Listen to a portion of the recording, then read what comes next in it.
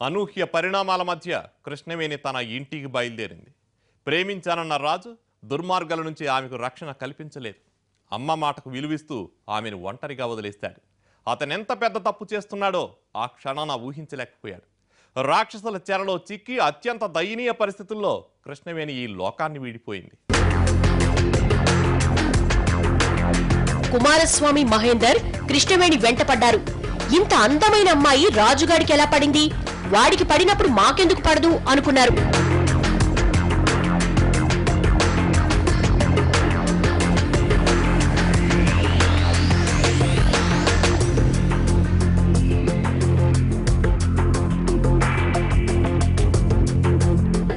రాజుపై పగ తీరాలంటే వీళ్ళిద్దరికి పెళ్లి జరగకూడదు. అందుకు ఎంతకైనా తెగించాలనుకున్నాడు కుమారస్వామి. సమయం మధ్యాహ్నం 3 కావస్తోంది. వెకిలి చేష్టలతో దుర్మార్గులు వెంట వస్తుంటే వాళ్ల నుంచి తప్పించుకుంటూ కృష్ణవేణి తన ఇంట్లోకెళ్ళింది.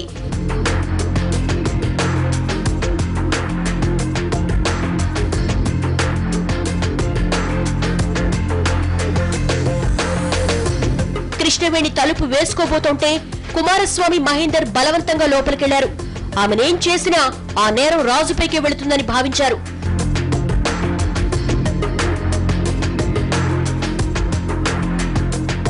తలుపులు మూసేసి ఆమెపై అత్యాచారానికి పాల్పడినట్టు తెలుస్తోంది. ఆ ఇల్లు వీధి చివరన ఉండడం, ఆ సమయంలో చుట్టుపక్కల ఎవరూ లేకపోవడంతో దుర్మార్గులు రెచ్చిపోయారు. కృష్ణవేణి గొంతు మూలిమి చంపేసి ఆమెపై డీజిల్ పోసి నిప్పంటించినట్లు ఆమె తండ్రి వెంకటేశంతో పాటు స్థానికులు ఆరోపించారు.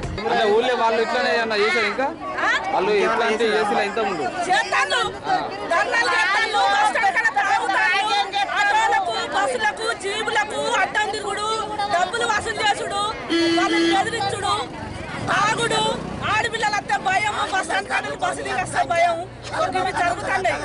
ఇట్లా జరగకుండా మీరు న్యాయం చేయాలి, వాళ్ళకు శిక్ష పడాలి. కృష్ణవేణికి నిప్పంటించిన తర్వాత కుమారస్వామి మహేందర్లు ఇంటి తలుపేసి వెళ్లిపోతూ ఉండగా వీధి చివరన ఉండే శ్రీనివాసరావు వాళ్ళని చూశాడు. మీకిక్కడేం పని అని ప్రశ్నించాడు. ఏమీ తెలియనట్లు నటించిన కేటుగాళ్ళిద్దరూ ఆ ఇంట్లో పొగలొస్తున్నాయని చెప్పారు. వెంటనే శ్రీనివాసరావు ఇంటి తలుపులు తెరిచి చూశాడు. అప్పటికే మంటల్లో పూర్తిగా కాలిపోయి కనిపించింది కృష్ణవేణి. ప్రాణం పోయే చివరి క్షణాల్లో ఆమె ఎంతటి నరకం అనుభవించి ఉంటుందో. పని చేసుకుంటా నలుగురు తర్వాత ఇంటికి పోయారట.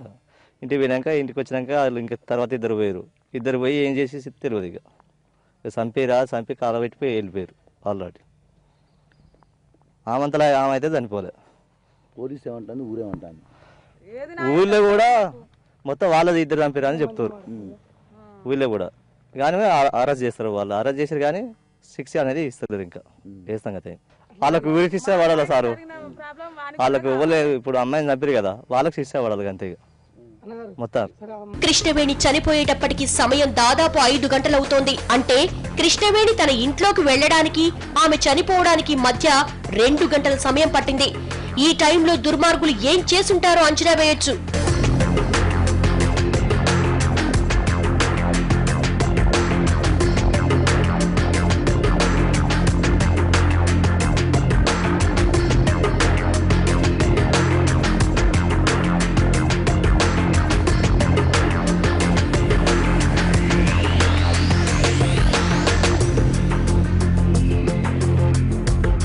నలుగురు చూసినోళ్ళు, బయట చూసినోళ్ళు ఉన్నారు. వానికే శాలోనికి లొంగినాం, మాకు లొంగవాని నలుగురు ఎమ్మటి పడ్డారు.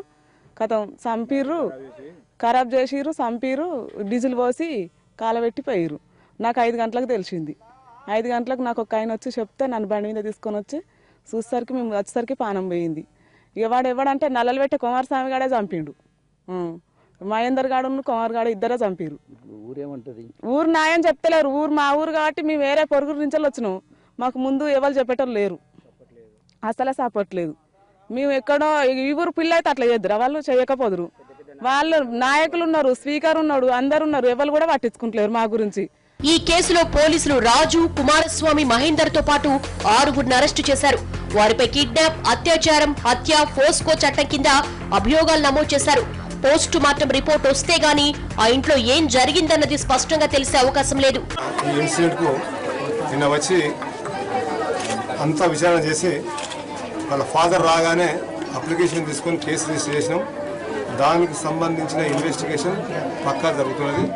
దీనికి సంబంధించిన వారు ఎవరైనా కానీ దీన్ని మేము విచారణలో తేలిన ప్రతి వారిని మేము కస్టడీలో తీసుకొని తప్పకుండా వారిని మా జ్యుడిక్షన్ తీసుకొని మనకు కోర్టులో ప్రొడ్యూస్ చేస్తాం. కృష్ణవేణిపై అత్యాచారం జరిగిందా, హత్య చేసి చంపారా, ఆత్మహత్య చేసుకుందా, ఎంతమంది ఈ పాపంలో చేతులు కలిపారు, ఇవన్నీ చట్టం చూసుకుంటుంది. దర్యాప్తులో నిజానిజాలు తెలిసినా తెలియకపోయినా కృష్ణవేణి మన మధ్య లేదన్నది మాత్రం కళ్ల ముందు కనిపిస్తున్న కఠిన నిజం.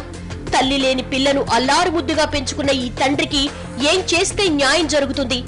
ఆస్తిపాస్తులేమీ లేకపోయినా కూతురే తన ప్రపంచంగా భావించిన ఆ తండ్రి కన్నీళ్లను తుడిచేదెవరు?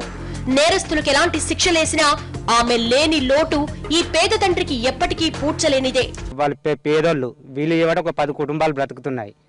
అదే ఒక వాళ్ళ సొంత అమ్మాయిలో చెబితే వాళ్ళు మాట్లాడకపోయినా రాకపోయినా అన్నట్టు మాకుంది సార్. ఎట్లయినా అమ్మాయికి తగిన న్యాయం చేయాలి, తగిన సాయం కూడా చేసి వాళ్ళ కుటుంబాన్ని ఆదుకోవాలని మేము విజ్ఞప్తి చేస్తున్నాం. అందరి అమ్మాయిల్లాంటిదే కృష్ణవేణి కూడా. తెలిసో తెలియకో ప్రేమలో పడింది. పిలిచింది ప్రియుడే కదా, వెళితే తప్పేముందిలే అనుకుని ఇంటి గడప దాటింది. నాన్న మాట పక్కన పెట్టినందుకు ఇంతటి అనర్థం జరిగింది. తోడేళ్ల చెరలో చిక్కి మనందరికీ దూరమైంది.